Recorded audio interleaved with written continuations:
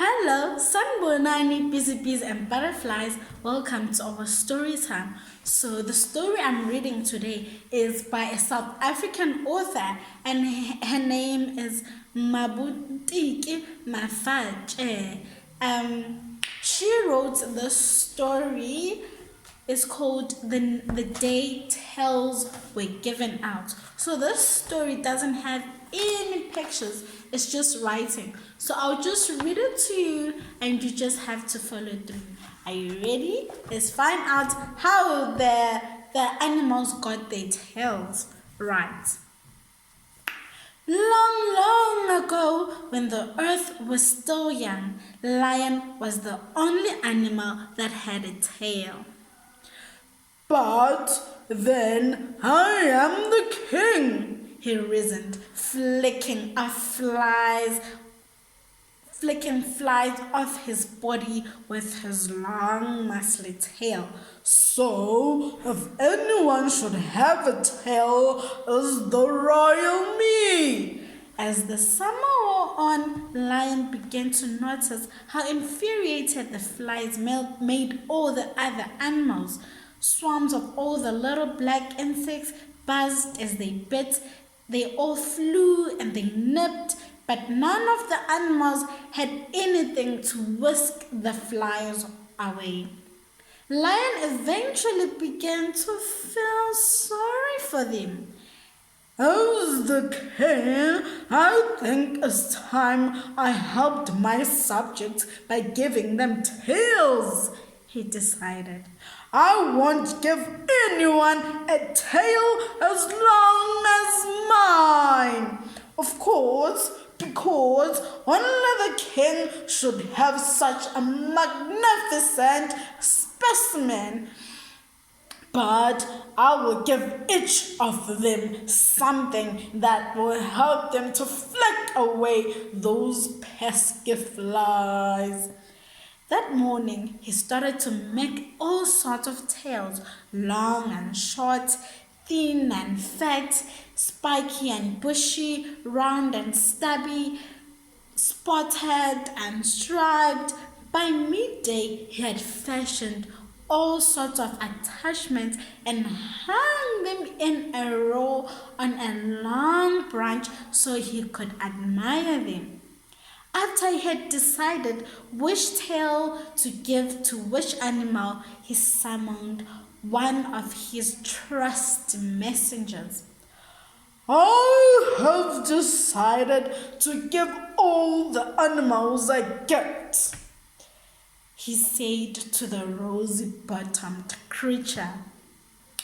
Please go and tell them I wish to see them tomorrow. Every single animal must come as I have a gift for each of them. The baboon, delighted at being given such an important task, was soon jumping from rock to tree, running through grass and over rivers, relaying the royal message. He told elephants, hippos, kudus, impala, ant, bear, and monkey. Every animal from the largest to the smallest. And every animal must come, said the baboon, because our king has made each one of us a special present. The animals were all very excited, for it wasn't often the king gave away gifts. Only the fat, furry daisies were not bothered. They are lazy animals who would rather lie in the sun on a rock than walk into the valley to see the king. Soon they thanked Baboon. They dozed off again on their warm rocks. The next morning, the valley swarmed with excited creatures on their way to get their gifts. Only the daisies lay about on their rocks. Aren't you coming, daisies? shouted the troops of monkeys as they trotted past. The king will be very cross if you don't. The father Decius rolled over on his tummy and looked at them through half-closed eyes. No, he said lazily, enjoying the warm rock on his belly. I'm sure he won't have anything so small and insignificant creatures as us. If he does, though, would you mind bringing it back for us, please? The monkey reluctantly agreed and went on their way, swinging and screeching through the trees into the valleys. Then they got to Lion's Royal Rock. There was the king, proudly surveying a branch on which he had hung all sorts of tails. There were dotted ones and striped ones, long ones and short ones, stubby ones and fluffy ones, straight ones and curly ones. There were all sorts of colors too, red and striped, or yellow and dotted, black and white. What a fantastic array! The animals roared and chattered and screeched with all excitement, each trying to guess which tail they would get. Silence!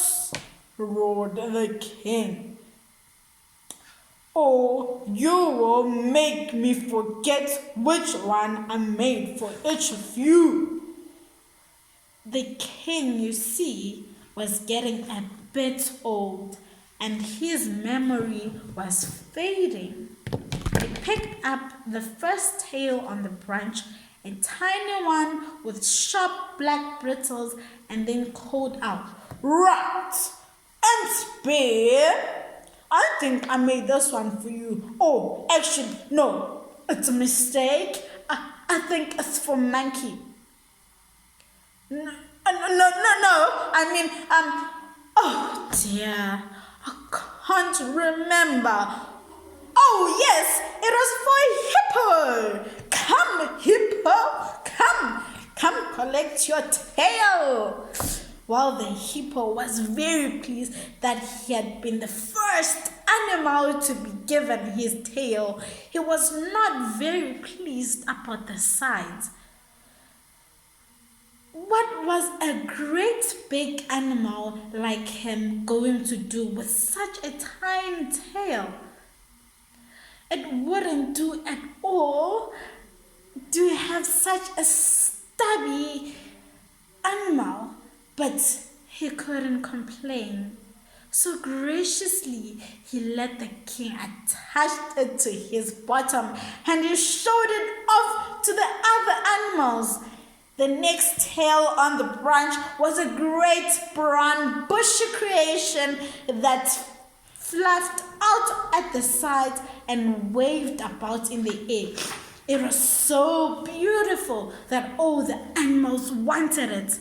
But once again, the animal paused. The king paused. "Now, who did I make for this?" he said, scratching his head. "Was it for giraffe or rhino? Oh gosh, I can't remember. Well, it is brown, so I guess it must be for a brown animal. I know. Well, it should be squirrel. Yes, squirrel. Come forward, squirrel." And so the surprised squirrel bounded forward to his magnificent tail. Then he flicked backwards and forwards with pleasure, showing it off to the other creatures. The tail giving went on all afternoon until at the end of the day, every single animal had a tail. But still, there was one left hanging in the tree. Ooh, now, this one I remember specifically making, said the king. I made it for Desi. Step forward, Desi. No one stepped forward. The animals were silent. Desi, step forward, please, roared the Lion King. But still no one moved. Then Monkey edged forward slowly. Excuse me, King, he said, hanging his long black tail over his arm. But Daisy was busy sunbathing this morning, so he asked me if I could collect his tail for him. The king was furious. He had spent a long time making the tail for Desi, but the rotten little rock rabbit had not even bothered to come. Still, it would be silly to let that tail go to waste. So he handed it to Monkey and sent everyone home. Soon the valley was full of happy, chattering animals, waving and admiring their handsome new bottoms as they wandered off into the sunlight. As he had promised the king, Monkey carried Desi's tail carefully over his arm. But as it got nearer Desi's rock, he began to look at it. Why should lazy Daisy get a tail and all if he couldn't be bothered to collect it himself? He said to himself. It is such a fine long tail, and if I added it to mine, I would have the longest in the kingdom, even longer than the lions.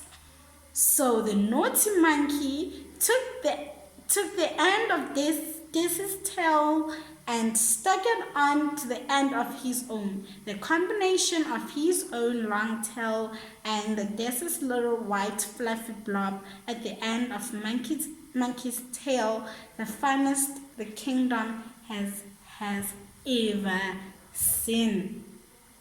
Desi, of course, never got a tail at all. Something he's enormously embarrassed about. Even today, if you spot him, he will lower his bottom and hide with shame behind a rock. But its laziness is still remembered today.